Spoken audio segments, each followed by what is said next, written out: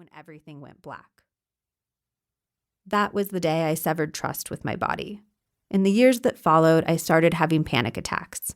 While doctors said my seizure was caused by severe undernourishment combined with sketchy weed, I was sure that it was simply my body betraying me, and if it had done so once, it was likely to do so again. In my late 20s, I was living in London with my then boyfriend and now husband and regular podcast fixture, Zach.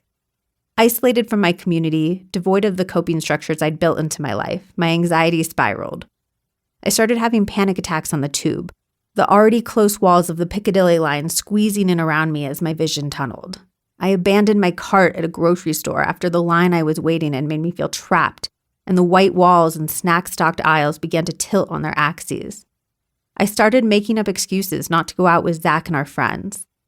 My world became the size of my house, and then my room, and then my bed, where I would lie for the entirety of the day, afraid of the panic attack I'd have if I left it. I still remember the feeling of being horizontal under the comforter with my computer propped on its side, and thinking, I guess this is my life now.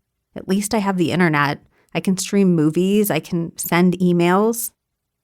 There I was, the existentially ambitious child, the person who was so intent on seizing every single moment, and I couldn't even get out of bed.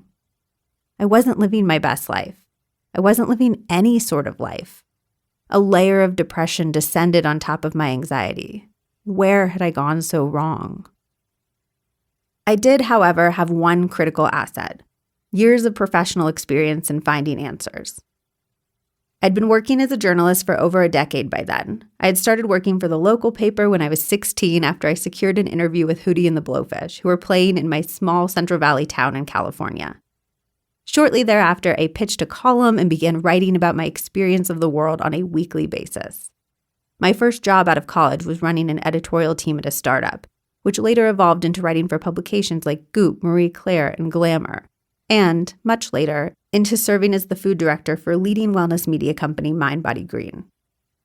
I'd internalized the notion that if I had questions, there were experts out there who'd spent their lives researching the exact explanations I sought. I began emailing people I likely had no right to contact, putting into practice one of my core mantras, never be the one to say no to yourself, which we'll talk about later. I wrote to a Stanford neuroscientist and asked what was going on in my brain during panic attacks, and how, from a neurochemical perspective, an anxious brain differed from a calm brain. From my horizontal position, propped up on pillows with my cat curled up against me, I sent notes that crossed the thousands of miles I no longer could. I emailed registered dietitians, hormone specialists, psychiatrists, and psychologists. I dove into published research and messaged study authors with my questions.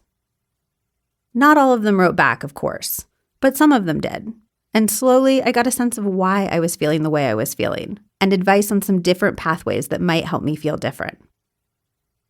Because I was still daunted by the prospect of doing, well, almost anything, I decided to start with one simple change, something that felt achievable and that didn't require leaving my house.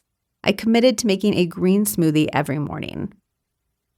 It combined many of the food recommendations I'd gathered from the registered dietitians I'd spoken to, while also incorporating the advice I'd received from a psychologist to add some type of structure or routine to my day.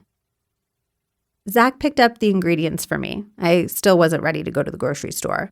And the next day, I climbed out of the safety of my bed and padded downstairs. Heart pounding, I loaded the ingredients into the blender and turned it on. And I was healed. Just kidding. My life didn't change so dramatically that day, but it did change. I made another smoothie the next day and the next, and so on. Before long, it became a habit. Soon I found myself looking forward to getting out of bed in the morning.